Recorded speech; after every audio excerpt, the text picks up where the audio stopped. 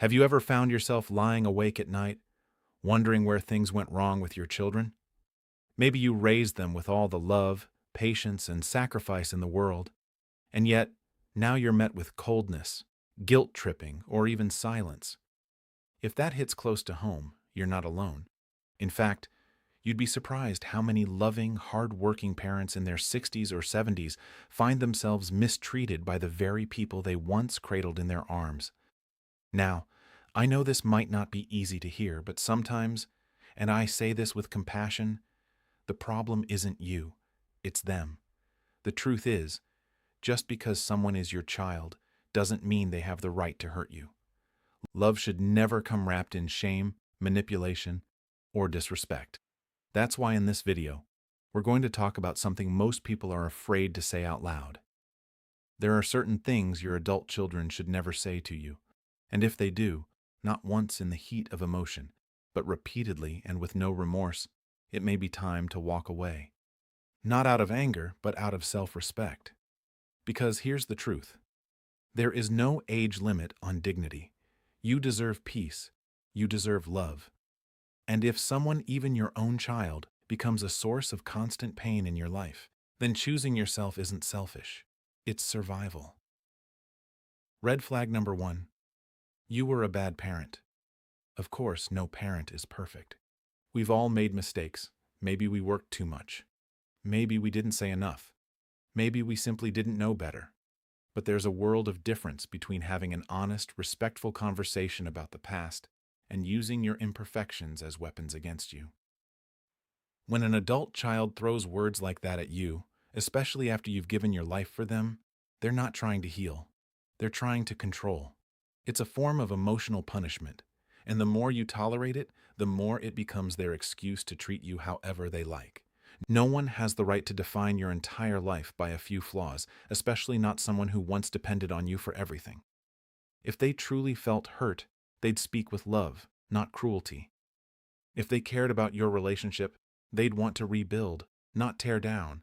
And if all they do is remind you of your mistakes without recognizing your love, your sacrifices, your efforts, then maybe it's not about healing. Maybe it's about power. And that's not a relationship. That's emotional blackmail.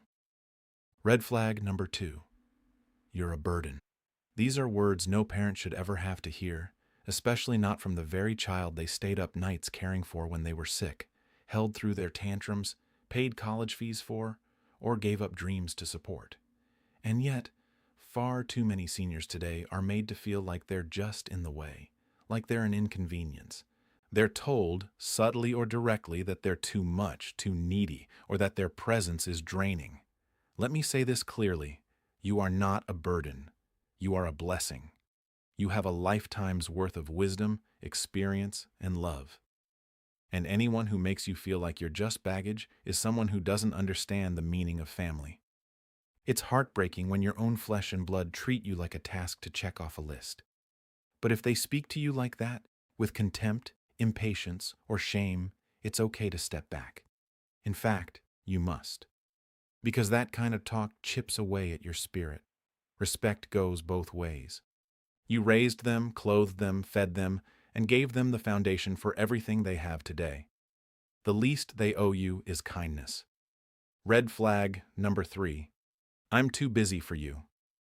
Maybe they used to call once a week. Now it's once a month. Then once a season. Maybe you leave voicemails they don't return, or you only hear from them when they need something. And when you finally do speak, it's rushed, like they're doing you a favor. Let me be clear. No one, not a child, not a spouse, not a friend, is ever too busy for someone they love. We all have full schedules, jobs, kids, and responsibilities. But love finds a way. Love makes time. If your child consistently tells you they're too busy while they're out with friends, posting vacations on social media, or binge-watching Netflix, then what they're really saying is, you're not a priority, and that's not okay. Now, of course, life gets hectic. We don't expect hour-long phone calls every day.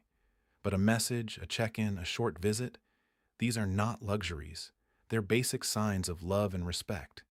And if those are missing, if you're always the one reaching out, If you constantly feel like you're begging for attention, it's time to take a hard look at that relationship. Because your time, your presence, your heart, they're not disposable. Red flag number 4. You owe me. You brought them into this world not as a contract, but from love. You fed them, clothed them, sacrificed your sleep, your dreams, even your body for them. You skipped vacations, took second jobs, said no to yourself so you could say yes to them. What more could you possibly owe? The belief that parents somehow have a debt to repay for simply raising their kids is a dangerous lie that's crept into too many hearts. It shows a sense of entitlement, not gratitude. And when someone feels entitled to your time, your money, your presence, without giving anything in return, that's not family. That's exploitation. You are not an ATM.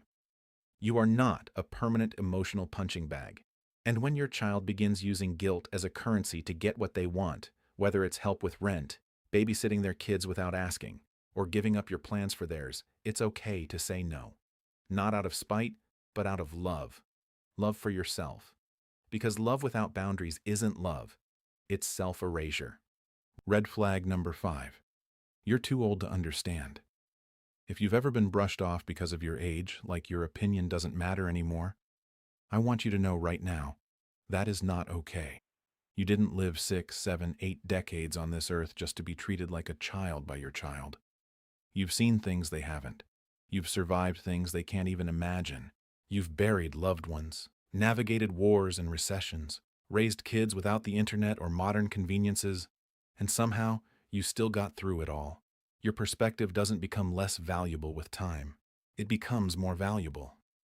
So when someone, especially your own child, uses your age to dismiss you, it reveals a deeper truth. They don't respect your wisdom. They don't see your voice as something to learn from, only something to tolerate. And that hurts. Because when we reach this chapter of life, we don't need control or power. We just want connection. We want to be heard. We want to know we still matter. So if your child constantly cuts you off, rolls their eyes when you speak, or talks to you like you're out of touch, you have every right to step back, because respect is not a favor. It's a requirement. Red flag number 6.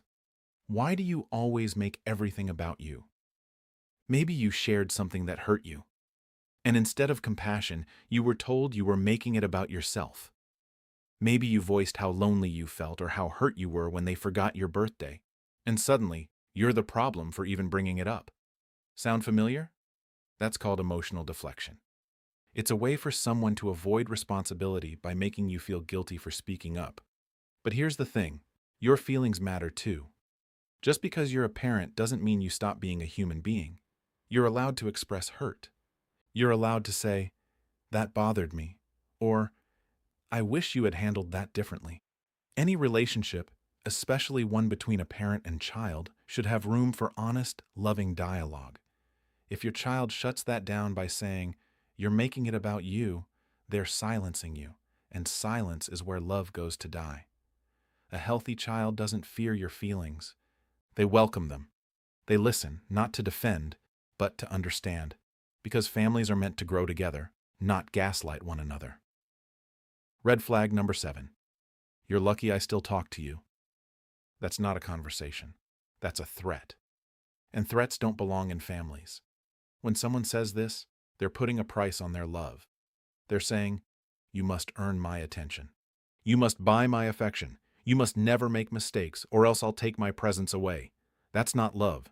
That's control. And it's heartbreaking because the bond between a parent and child should never be transactional. It should be rooted in history, in trust, in forgiveness. You're not lucky they talk to you. They're lucky they still have a parent who wants to talk at all.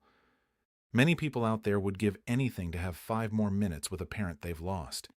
And yet here are some who weaponize communication, turning it into punishment, not connection.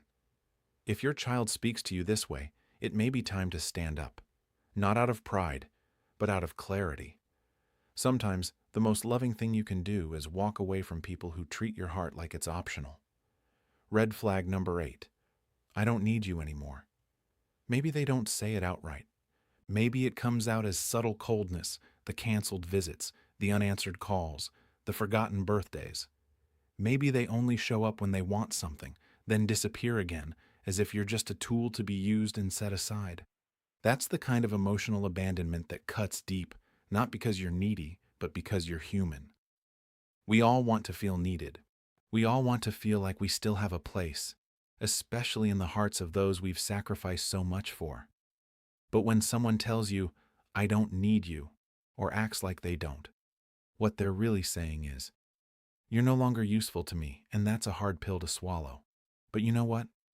Maybe they're right. Maybe they don't need you. But that doesn't mean you don't matter. You still matter. You matter as a person, as a parent, as someone who has lived, loved, and given more than they ever received in return. And if someone, even your child, refuses to see your value unless it benefits them, that is not love. That is convenience. And you were never meant to be anyone's convenience. Red flag number 9. I wish you weren't my parent. There it is. The most painful sentence a mother or father could ever hear. It may come during a heated argument, thrown like a dagger, or said coldly and deliberately to hurt. And yes, maybe they're angry. Maybe they're going through something. But even so, there are lines that should never be crossed, because words have weight. And when someone says something that cruel, what they're really doing is cutting away the roots of your relationship.